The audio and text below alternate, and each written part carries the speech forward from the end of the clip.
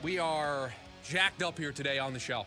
This has been a fun one. And hopefully we look back on this show fondly because of the performance that we are about to put in here with the Schubert 6, or else this is going to be all for nothing. We're going to have a great Football Friday edition, and what it will be remembered for, that's the time Chris went 1-5 in his picks, or he went 0-6 in his picks. No, we're having a big week this week because I set out to do something different. I told you we were getting weird. I told you things were going to be out of the box this week. And so what we are going to do is we're going to do what we always do. We're going to make 6 picks in the NFL for Sunday. I can't promise they're going to be the way they normally are. I can't promise that they are all going to be spreads. I can't make that promise to you. But what I can promise you is that we are going to do better than we did last week. So without further ado, the Week 12 edition of the Schubert 6. Here we go.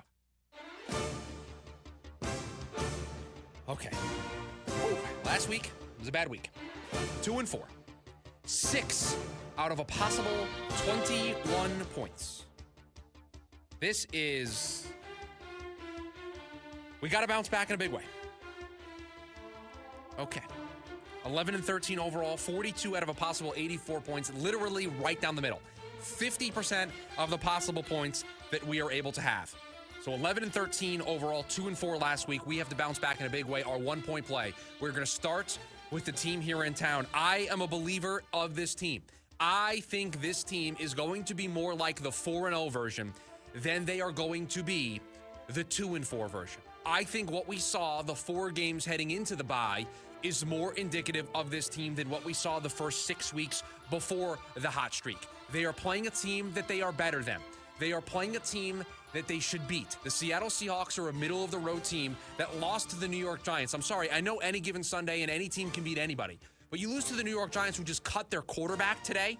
I'm sorry, I can't take you seriously. You don't have a victory on your schedule that is marquee to me. So you are not a good football team. You are a team that is beatable. You know what the Cardinals have been doing to beatable football teams? They've beaten them. Looking at you, Chicago Bears. I'm looking at you, New York Jets. I'm looking at you, Miami Dolphins. And you know what they've done against a good team? Have you seen what the Chargers have done since the Cardinals have beaten them? Cardinals beat them on Monday night. We are taking as our 1-point play the Cardinals -1 against Seattle. Give me the Cardinals to win the football game against Seattle as our 1-point play, our 2-point play. All right, I hope everybody's sitting down. I hope everybody is able to just go with me here for a second, because I'm going completely off the board. I'm taking a touchdown prop as our 2-point play. This guy is one of the best wide receivers in all of football. This guy is a part of a team that scores points at will. They scored 50 last week. This is a guy who has scored a touchdown in 8 straight games. Now, I can hear you out there. I can see it already. Chris, why'd you pick this? You know this is going to be a loser now because he's done it in 8 straight games. And this is what you've done. This player is the focal point of this offense. He scored a touchdown in 8 straight games. He scored 2 touchdowns in his last game. They're playing the Colts this week. The Colts don't stop anybody. The Jets scored 27 points on the Colts. You're not stopping the Detroit Lions. You're not stopping Amon-Ra St. Brown. So as our 2-point play, we're getting weird, folks. Amon-Ra St. Brown, anytime touchdown as our 2-point play here on a Friday. Let's stay weird for our 3-point play. It probably is going to be the game of the weekend. It might not have a starting quarterback in it. Brock Purdy, an MRI. He is limited in practice. They don't think it's super concerning, but we just don't know. It's up in the air. I don't really care. I don't care who plays quarterback for the San Francisco 49ers, because I'm here to tell you, if Brock Purdy doesn't play, if Kyle Shanahan himself decides to suit up and play quarterback for the 49ers, they're going to put up points. It's what they do. The system allows them to score points. They're playing a team in the Green Bay Packers who score points. So you know what we're doing as our 3-point play? Give me the 49er Packer over 46.5. So what have we done so far? Our 1-point play, a spread. Our 2-point play, a touchdown prop. Our 3-point play, a total. How about we stay weird? Our 4-point play. I have a rule. It's failed me before, but overall, it's a pretty good rule. The weather has not been good in this city all week. I have a friend who lives there, a very good friend. Yesterday, he sent me a picture of what it looked like outside of his apartment. It did not look good. It did not look like a good start to his day. It was snowing sideways. But you know what happens when you offer me a total in the 30s? These are two NFL teams. These are grown adults playing football. You're telling me two teams can't combine to score 40 points in a football game? That's what you're telling me? I don't think so. Give me the Minnesota Vikings and the Chicago Bears over 39.5. I know earlier in the show, I said that Caleb Williams isn't playing his best football. That's true. And I know that I said that this Minnesota Vikings team has kind of been phony this year. They're, 8-2? It's fake. It's not real. It says 8-2 next to their record. They're not really 8-2. Sam Darnold has not been playing good football. Minnesota overall has not been playing good football, yet they still find ways to win football games. Here's what I do know. Divisional games get weird, and we're getting weird here on the Schubert 6 on a Friday. It's 39.5 points. You're telling me that these two teams aren't going to score 20 points? You're telling me you can't envision a world where this game's 24-20 in the fourth quarter? Of course you can. It's Caleb Williams. It's Keenan Allen. It's DJ Moore. It's DeAndre Swift. They've got talent. Minnesota's got talent. Sam Darnold, when he wants to, can play good football.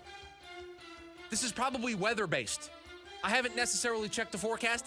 What I did read on the internet told me that it looks like it's going to be pretty clear on Sunday. Now, maybe that'll backfire, but I just have a principle. These are two NFL franchises.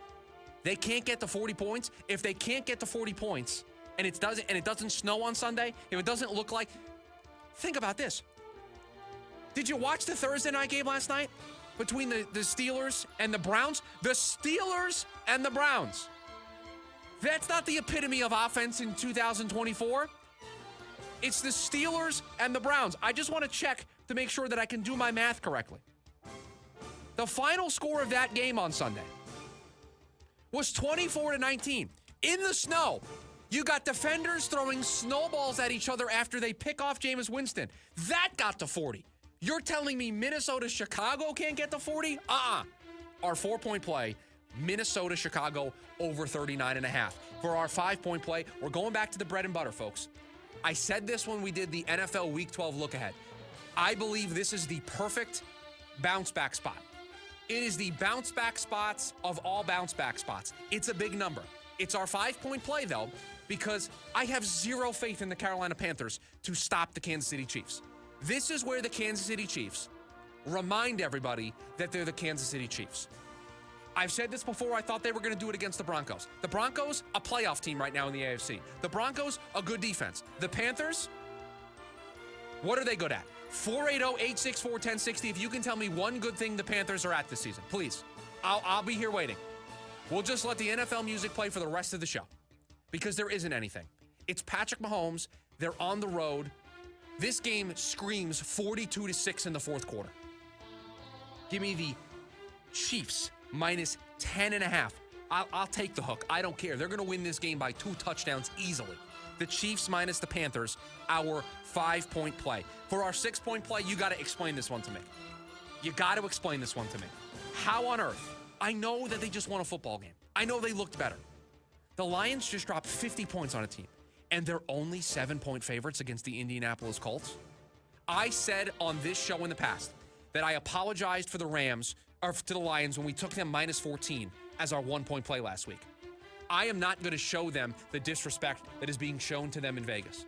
Give me the Lions minus 7 as our 6-point play this weekend. So to recap, and this is for the social media audience, hopefully this one goes viral and we have a big week following up after a 2-4 week last week. Our 1-point play, the Cardinals minus 1 against the Seahawks. Our 2-point play, Amon-Ra St. Brown anytime touchdown to touchdown in 8 straight games. 3-point play, I don't care who the quarterbacks are. San Francisco, Green Bay, over 46.5. Those are two really good offenses. Our 4-point play, Minnesota, Chicago, over 39.5. Two NFL teams not getting to 40. This is not the 1980s. I just watched the Steelers and the Browns get to over 40 in the snow last night. Our 5-point play, the Chiefs in a huge bounce-back spot against the Panthers. They remind everybody that they are the Kansas City Chiefs. And our 6-point play, I am not going to disrespect the Detroit Lions. They are -7 against the Indianapolis Colts. We are taking the Lions as our 6-point play. We are going to have a big week this week, a bounce-back week. We smashed all of the buttons this week to be able to turn things around to get us out of being below 500. Your Week 12 Schubert 6